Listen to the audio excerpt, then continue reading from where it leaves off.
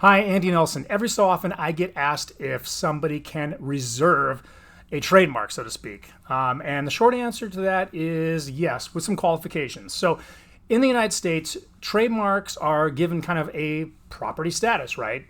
Like personal property or real estate.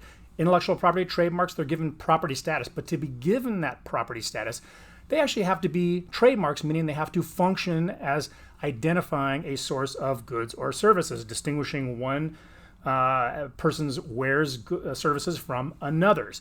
And if they don't do that, then they're not trademarks, and therefore they cannot be property. So merely thinking about a trademark, deciding to use a trademark in the future does not create rights. However, the federal government a long time ago developed what's called the intent to use application, meaning if you have a bona fide intent to use a mark on goods or services in the future, not so distant future, you can apply and get a priority date over others who might come later with that intent to use application. And there's more to it. Down the road, you have to actually demonstrate use eventually to get a federal trademark registration. So that has developed and is widely used. Now, if somebody's already using a trademark in commerce, you have been using it with goods or services, and you wanted to apply for a federal registration, you would just apply for an in-use application, or you would use an in-use application to try to get that federal trademark registration. You might file an intent to use application with that trademark you're already using if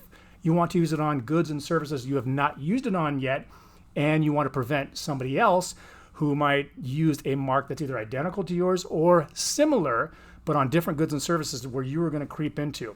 That may be a reason to use an intent to use application with a mark that you are already using. But if you've never used a mark before, but you got your idea, you're starting to develop your business plans, but you want to get that priority date so you don't start developing all these plans and have somebody basically snake you in the meantime, you may file an intent to use application to put your foot in the door, get a priority date, develop your plans, and then eventually start using the mark with goods or services in commerce and demonstrate use to the trademark office and eventually get your registration. That's a good reason to use an intent to use application. Another reason or scenario where you might use an intent to use application is where you have a mark you want to use.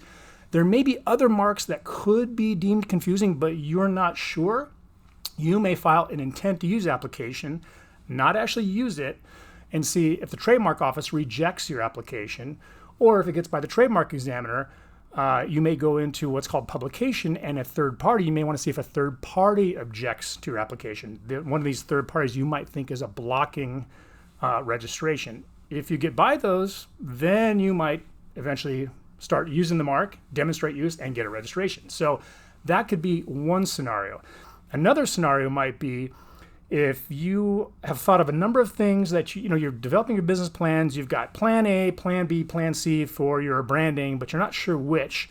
And so you decide, to apply to, again, so you don't get snaked in the meantime, apply for a few different marks on an intent to use basis, see if any run into obstacles along the way, or even if they don't, just to keep your priority over others so you don't get jumped in the meantime.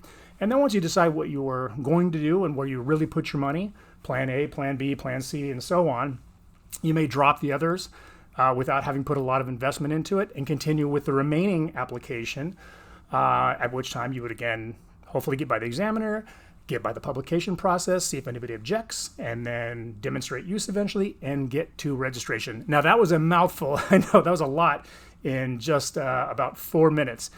But anyway, that hopefully highlighted the difference between the intent to use application and an in-use application, and then a couple of scenarios under which you would use an intent to use application to try to proceed or basically put your foot in the door in order to eventually, with the purpose of obtaining a federal trademark registration. If you have questions about this video, about the in-use application, the intent to use application, the differences, feel free to shoot me an email. Or otherwise message me, and I'll try to address that. Anyway, have a good one. Talk soon. Bye.